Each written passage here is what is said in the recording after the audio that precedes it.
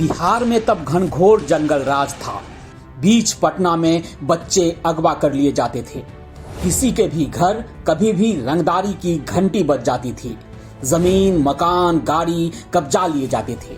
कहीं भी किसी को भी गोलियां मार दी जा रही थी।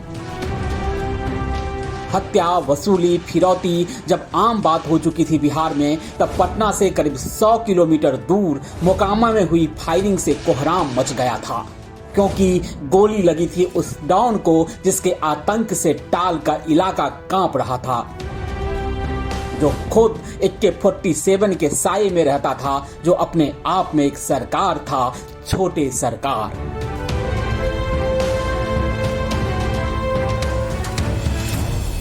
तारीख थी 1 जुलाई 2004 की।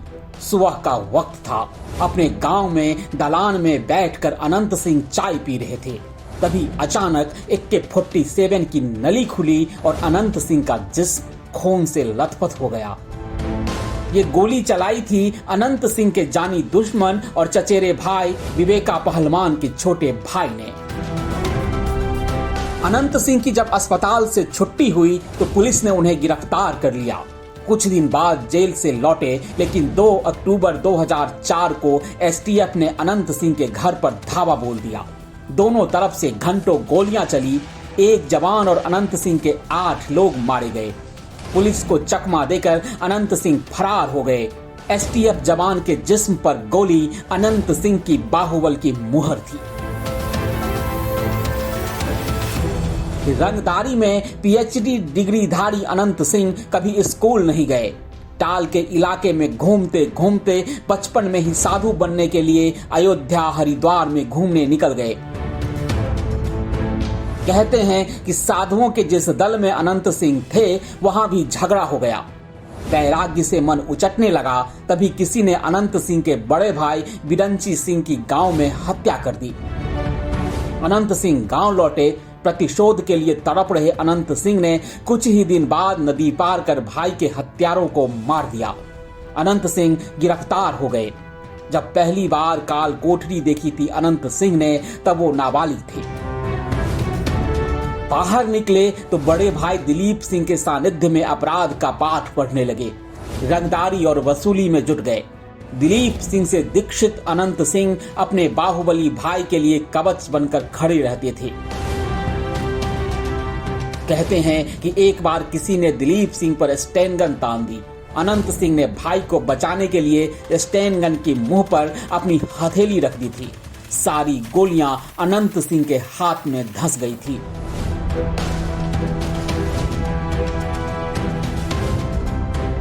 जब तक दिलीप सिंह चुनाव जीतते रहे, तब तक अनंत सिंह नेपथ्य में रहे। बूथ लूट से लेकर हत्या, वसूली और कब्जा गिरोह में घुसे रहे। सरकारी संरक्षण में अनंत सिंह के अखंड अपराध का साम्राज्य विस्तार होता रहा। रिपोर्ट बताती है कि 1995 से 2004 तक इलाके में 35 से 45 हत्याएं होने के बावजूद अनंत सिंह पर एक भी केस दर्ज नहीं हुआ। लेकिन 2004 के लोकसभा चुनाव में अनंत सिंह ने अलग राह पकड़ी। नीतीश कुमार को सिक्कों से तौलते ही अनंत सिंह और लालू यादव के बीच खिंची लकीर और मोटी हो गई। मोकामा के जिस लदमा में अनंत सिंह का घर था, वहां उन्होंने अपनी पूरी फौज खड़ी कर ली थी। इलाके के सभी छटे हुए शूटर अनंत सिंह के इशारों पर नाचते थे। अनंत सिंह के हाथों में AK-47 लेकर डिस्को वाली तस्वीर दुनिया देख चुकी थी। बग्घी की सवारी करने के शौकीन बड़ी बड़ी मूंछ वाले अनंत सिंह के पास एक वक्त में 100 से ज्यादा टमटम था। कहते हैं कि लदमा में गांव वालों को टमटम चलाने के लिए दिया था। इसके बदले अनंत सिंह किसी से पैसा नहीं लेते थे। रात के वक्त अनंत सिंह के घर तक पहुंचने वाले रास्ते पर सारे टमटम रास्ता घेर कर खड़े किए जाते थे। टमटम चलाने वाले एक तरह से अनंत सिंह की सुरक्षा में रहते थे। सवाल उठाने वालों की जिंदगी पर गोली से पूर्ण विराम लगाने वाले अनंत सिंह गरीबों की मदद के बहाने उन्हें अपनी ढाल की तरह इस्तेमाल कर रहे थे। अनंत सिंह गांव में दरबार लगाते थे। कहते हैं कि एक बार किसी ने अपनों के अगवा होने का आरोप लगाकर अनंत सिंह के पास अर्जी लगाई। अनंत सिंह ने माथे पर मुकुट लगाकर घोड़े पर सवार होकर दल बल के साथ आरोपी के घर गए। किडनैपर्स को मारकर जिसे अगवा किया था उसे छुड़ाकर ले आए। ये तब अपने आप में एक नया प्रयोग था और इसी प्रयोग ने अनंत सिंह को छोटे सरकार बना दिया था। 2005 में विधानसभा चुनाव हुआ। अनंत सिंह अपने दूसरे भाई का बदला लेने चुनावी मैदान में उतरे। अपहरण, हत्या, फिरौती, डकैती से लेकर रंगदारी और वसूली की तमाम धाराओं से सुसज्जित अनंत सिंह ने नॉमिनेशन किया। जिस सूरजभान सिंह ने दिलीप सिंह को हराया था उसी के भाई को अनंत सिंह ने पटकनी दी। संयोग से 2005 में ही नीतीश कुमार मुख्यमंत्री भी बन गए। उसके बाद तो अनंत सिंह की गुंडागर्दी पर विधायकी की परत चढ़ गई और वो बेलगाम होकर भौकाल मचाने लगे। बिहार में सुशासन स्थापित करने के लिए प्रतिबद्ध नीतीश कुमार भी अनंत के आतंक पर चुप्पी की चद्दर ओढ़कर मौन देखते रहे। अनंत सिंह का आतंक सेंटर मोकामा से पटना शिफ्ट हो गया। अनंत सिंह ने अपने घर को 50 किराएदारों के हवाले कर दिया।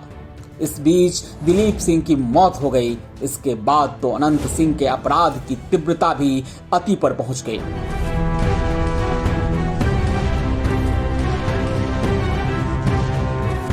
दो 2007 में पटना में एक लड़की की लाश मिली। रेप और हत्या में नाम आया अनंत सिंह का। पत्रकार अनंत सिंह से सवाल पूछने गए। अनंत सिंह के समर्थकों ने पत्रकारों को पीटा भी और बंधक भी बना लिया।